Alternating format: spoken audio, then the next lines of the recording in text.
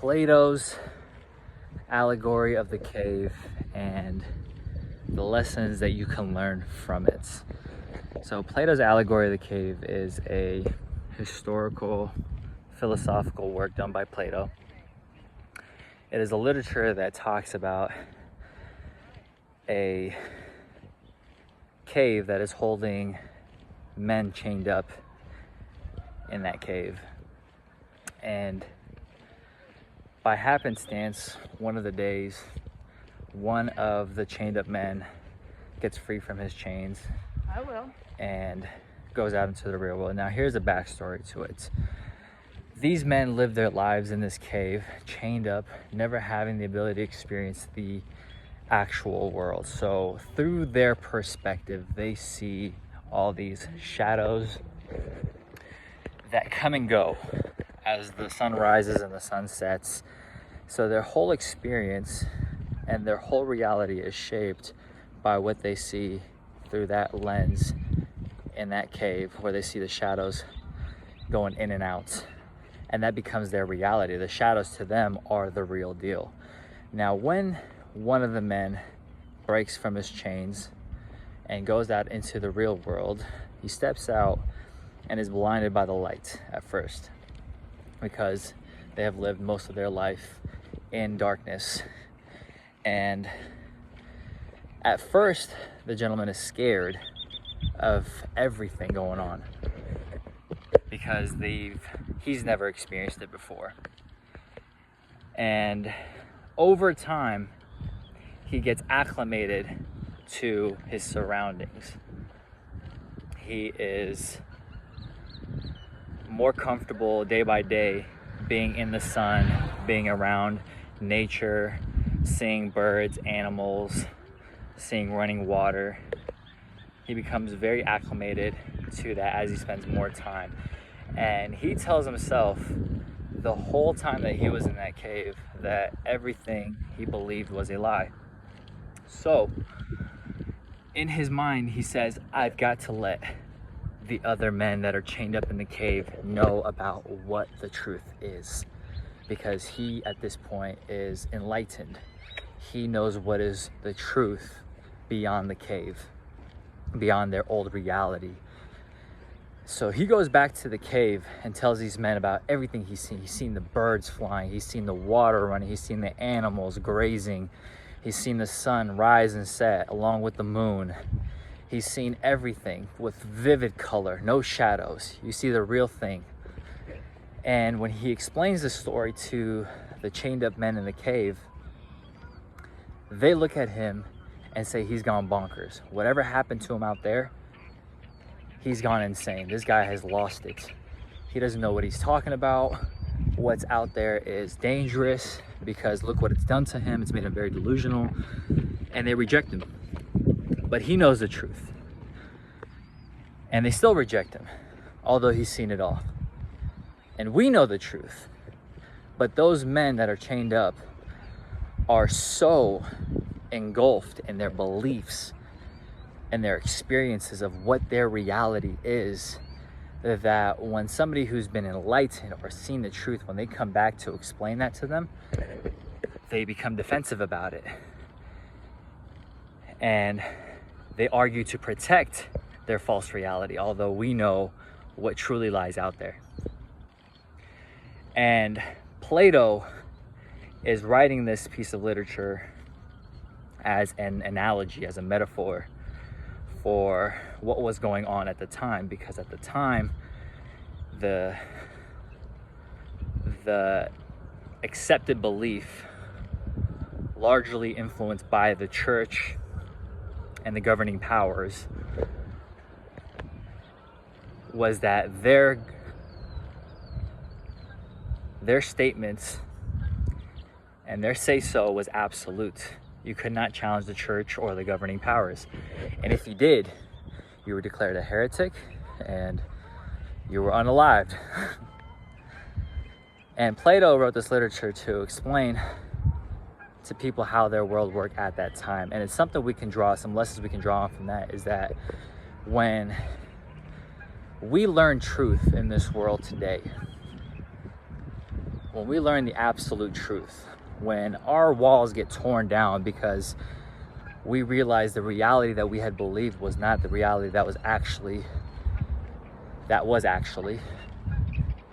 that the reality that we believed is not the reality that actually is, it almost brings up a self-defense mechanism where we try to defend what our beliefs are, because we as humans are not very fond of change, and we're not very accepting of criticism or challenge.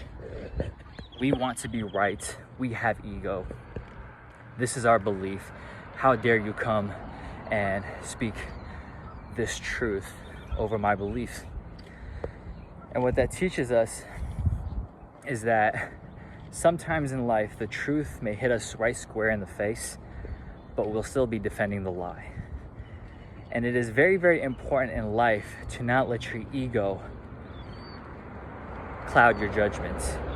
Do not let your past beliefs limit you from having new beliefs as new evidence arises.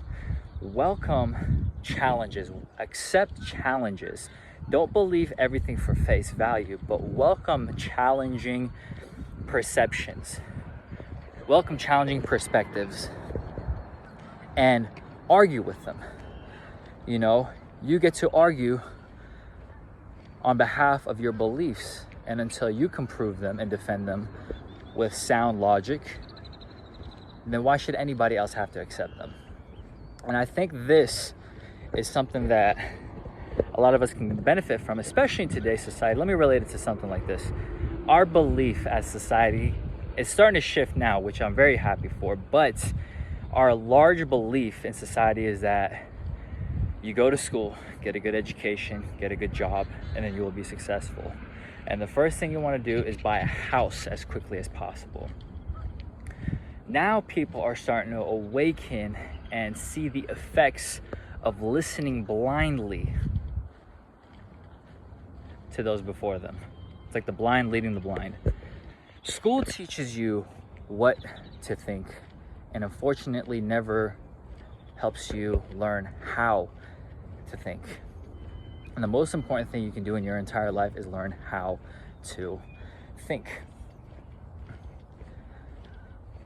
School does not prepare you for real life, but we hold on to that belief, and yet still people are going to college,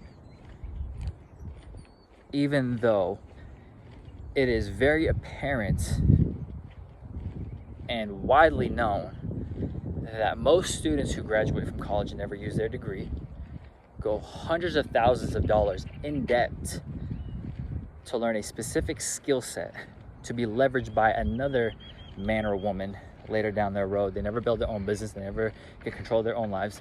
They're leveraged. They learn a skill set and they're leveraged to work for somebody else.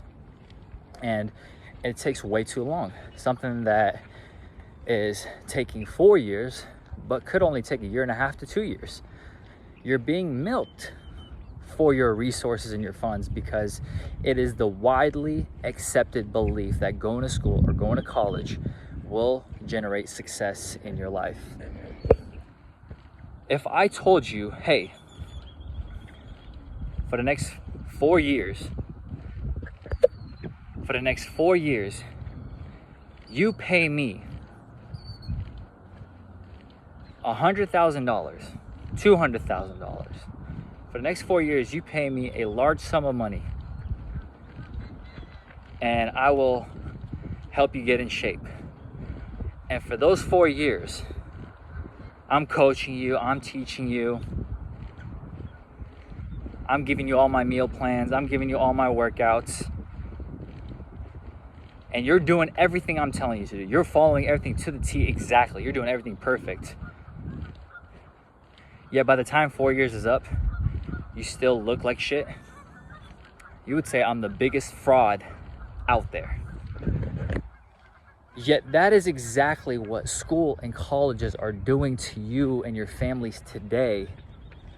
But you still defend your belief that going to school is the right thing. or that you're going to put it in God's hands. Look, I believe in God. I think God blessed us with a great mind to think for ourselves. But God is not going to come down and strike these colleges, these college deans, or these college owners with justice. It's not going to happen. He gave you a mind to think for yourself, and you're blindly accepting beliefs and lies that are portrayed to you.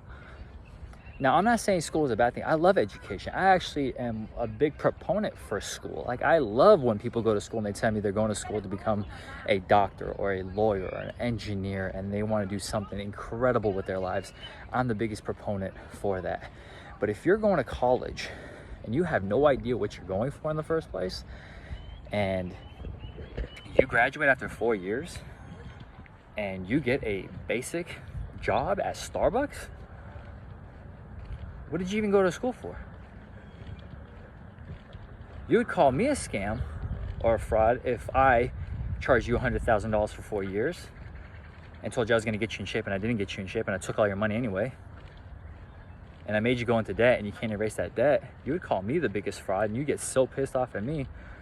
But when somebody else does it, like these school campuses, universities, they charge you hundreds of thousands of dollars, and after getting a degree, you get a basic job. You don't even work in the field that you studied, just to get a degree to make your parents happy or to impress the people around you, saying, look at me, I got a degree, I finished something. That is Plato's allegory of the cave, my friend. You are the man chained up in the cave who sees the shadows and believes that is reality. And somebody comes along and tells you this enlightened man, I'm not talking about me, anybody that comes into your life that is enlightened, that has been on the other side, that has created success, that has created results, they come into your life and they tell you, hey, do this instead. Hey, don't believe that. This is the reality. And then guess what? You know that there's something more to it, because this person has the results, but yet you still defend the chains that hold you tied to that cave. So that is the lesson we can learn with Plato's allegory of the cave, is that do not let your own ego, do not let the masses, the herd mentality, cloud your judgment. You look at the world for what it is rather than what you want to believe it is, and adjust accordingly and make the right decisions that are